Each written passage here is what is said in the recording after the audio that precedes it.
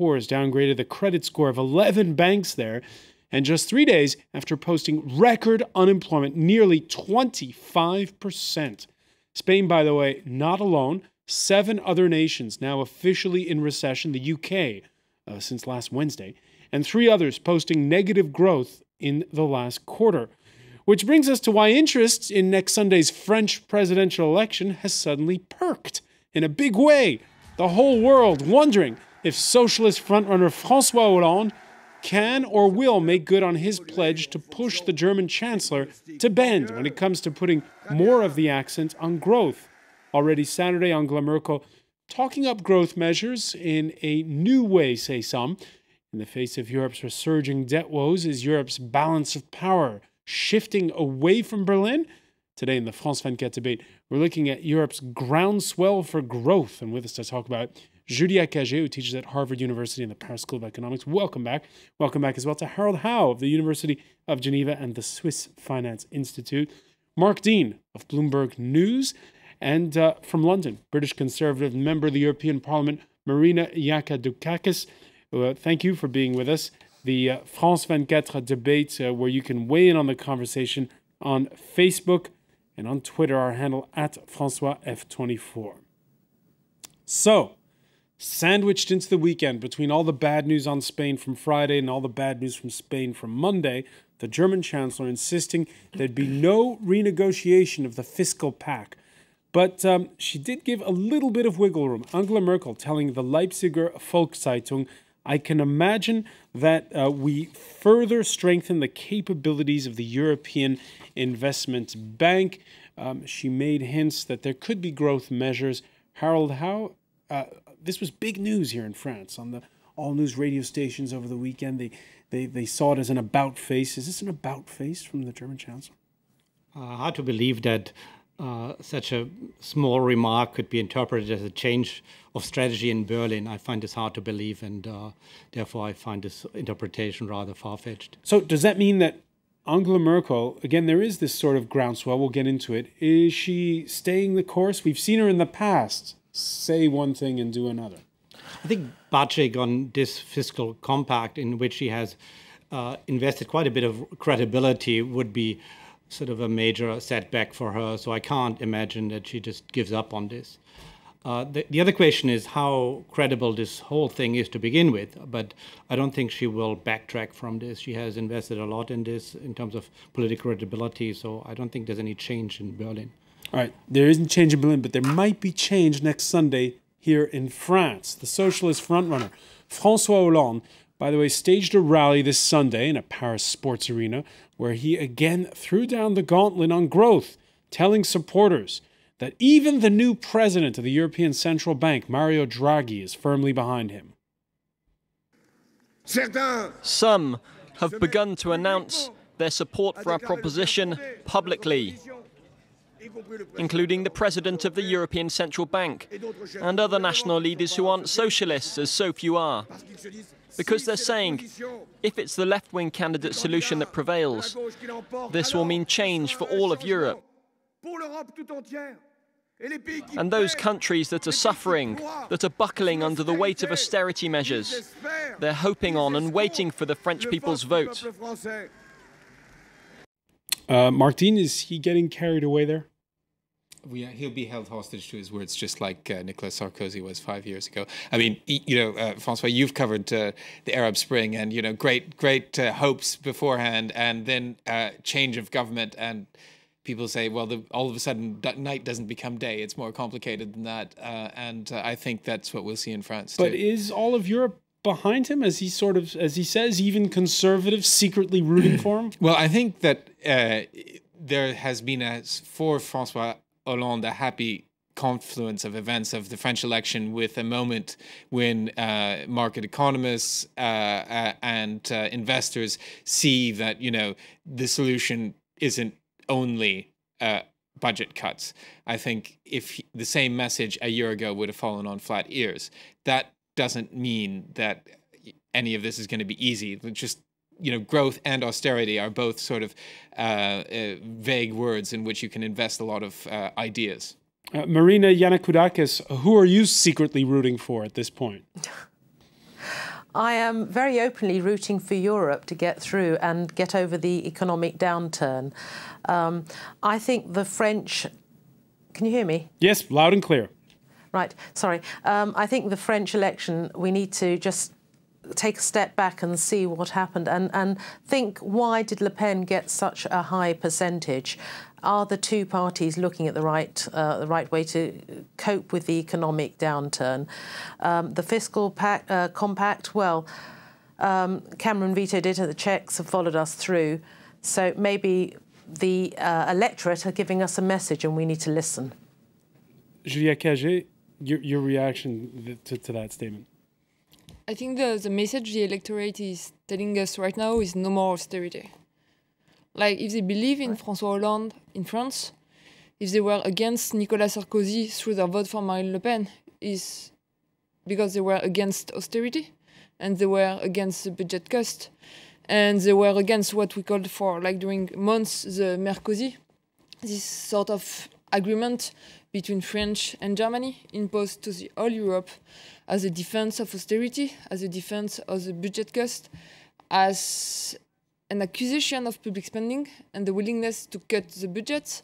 And this leads to what it leads. If we look now at the situation in Greece, it is worse than at the beginning of the crisis. If we look at the situation in Spain, I think we are going to talk about that. The unemployment rate has never been so high, as well as the debt as a ratio to GDP. If we look at the situation in Italy, it's not good at all, neither. So I think people are realizing that austerity is not a good solution. And more importantly, I think what they're realizing is that we did a lot of austerity for more than 1 year, like in Spain's 1 year and a half.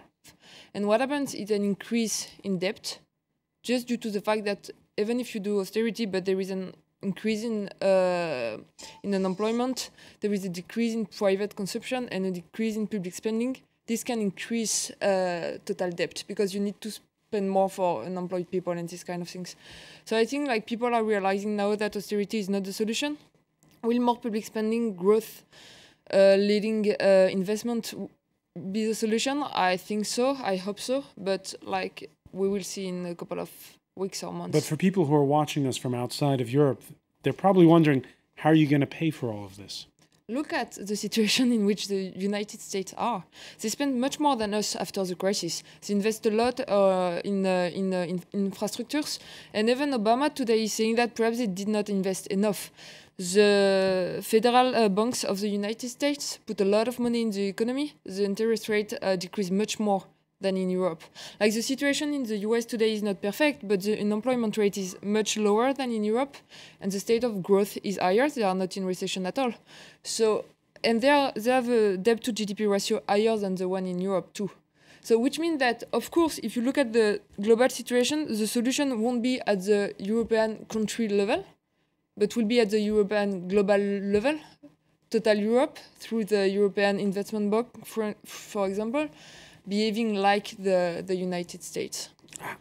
There's one country that never has had austerity in the last 30 years. It's France. I mean, look at the percentage of government spending relative to GDP. So if there's any country that is less austerity averse, then it's probably France. So, but I don't think this is actually closely linked to unemployment or any of the problems that you just mentioned. The unemployment rate in France is 10%. It's 25% in Spain. It's maybe nearly 20% in Greece. It's very high also in Italy. Yeah, but it's not that just spending is sort of the problem. What we probably need is much more expenditure shifting away from wasteful subsidies, of which there are many places to cut. Think of the European agricultural policy, which is a gigantic waste of money and of taxpayer resources, and shift these resources to more productive investments. Which is something neither candidate's doing. Marina Yannakoudakis.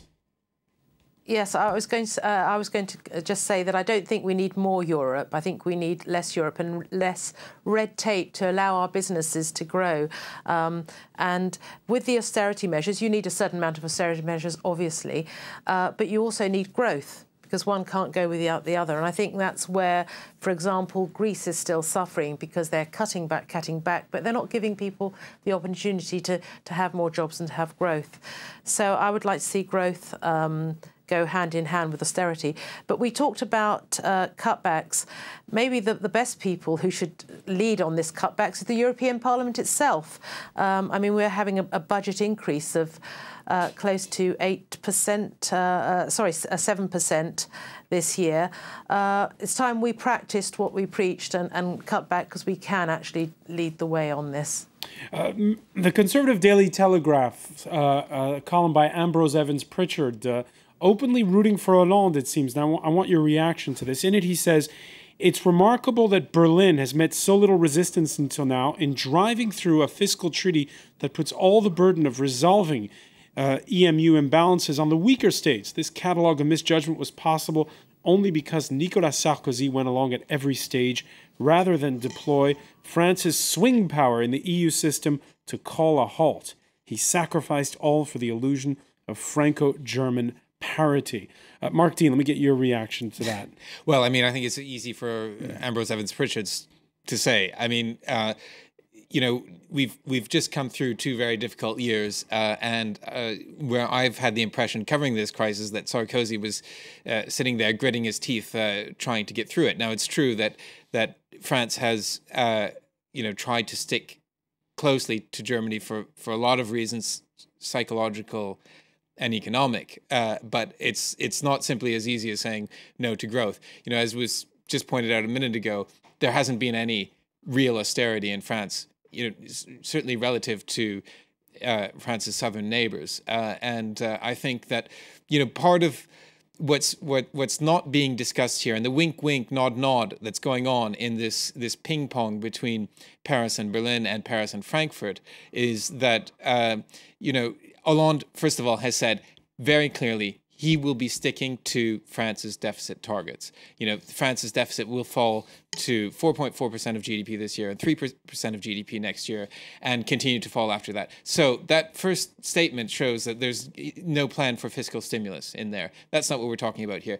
We can talk about investment, we can talk about infrastructure. That's all possible, but you know, that alone is not going to change things overnight. And I think that probably the quid pro quo that we'll be looking at is some sort of structural reform, which would be demanded by the ECB and probably the German government. By the German government as well? Well, I mean, you know, you want growth. What does going for growth mean? It means investment, yes, but it also means, you know, freeing up the labor market, as Mario Monti has started to do in Italy, as they're trying to do in Spain, you know, to generate growth and lift France's growth potential. Julia Cagé, your thoughts? A couple of points. The first one as to the fiscal stimulus and the difference between Sarkozy and François Hollande. If you look at their projection for the reduction of debt, in fact, in aggregate, it's exactly the same, and you are right. But if you look at what they're planning to do, François Hollande wants to increase tax for the people that are in the higher of the distribution. Bracket. Yeah. And you want to increase that's public a symbolic spending. measure, isn't it? When you look at the size of the deficit. Not only the 75% like marginal tax rate, right, but in general, it will increase tax for the richer people. And then it will put more money in the economy, for example, with this symbolic measure, but very strong one, about education, like hiring 60,000 more people in education in France. What Sarkozy is going to do is to let the tax unchanged and to cut in public spending. And this, in terms of fiscal stimulus, is very different. If you assume, which in fact is what happened in reality, that richer people save a lot of their money while the others spend their money. So it has very different consequences. The second thing is that I would be more than happy to have at the same time austerity and growth, austerity to reduce debt, and growth because it's better to grow than to be in recession, especially for employment. But how do you do that? It never happens. Like, there is a debate in economics to know whether or not when there is more public spending, there will be more growth. And there is some uncertainty as to that, but what we know is that austerity always leads to recession. And I just want to underline something as to Spain. Like Spain, they were not spending too much money like 2 years ago. Like their debt to GDP ratio was around 40%, which is very, very low. It's even lower than France. And they didn't have any deficit or things like that. Then there is this housing bubble, and they need to take some measures. And what they choose to do, they choose austerity. At the exact time they begin to do austerity in Spain, the debt to GDP ratio increased. And now it is near to be like around 100% of GDP. It increased with austerity at the exact same time. But I mean, some of it, I mean, I agree with you that much of the problem in Spain and Ireland was not public sector sort of waste, or so it was more the private sector that overinvested and overconsumed. And that adjustment just has to happen. It will necessarily come with a recession. It has to come with a recession. If you have a 10% higher consumption ratio increase, that has to come down. It comes down with a recession. There's no other way of avoiding this. But across Europe, is there now this groundswell for growth? Is Germany all alone? Is Germany isolated? Well, you'd say there's Finland as well. And but I think anyway, the new government, let it be right or left, will face not the German chancellor. The German chancellor is not the problem. It's the financial market and facing higher refinancing costs. So the fiscal compact might well be the sideshow, and the real game is played up in the financial market. And that's what Holland will face next Monday, credibility in the financial market. And that's how it has been in every election that the French left won in the 20th century. You can start not if you choose to refinance through Europe. This would be the main difference, like compared to 1981, for example. That right now we can make the choice, and this is one thing Hollande really wants to do, to refinance European countries through European Central Bank. And in this case, you won't fear the threat of the markets. Marina Yannakoudakis, before we go to the break, would your vision of Europe be altered if the European Central Bank had a different mandate? No, I still liked member states to have control of their own destiny, because here we have a recession, a financial recession, but we also have a political fallout, as we can see in Holland. And I think it's a situation that's come about because people are not letting member states have their own, take control of their own destiny. So, nope, I'm sorry, I'm still very much for an individual member state Europe. All right, we'll pick up on that point when we return and look a little more closely, as promised, at the situation in Spain. Stay with us. It's the France 24 debate. Okay, could we ask Matthew to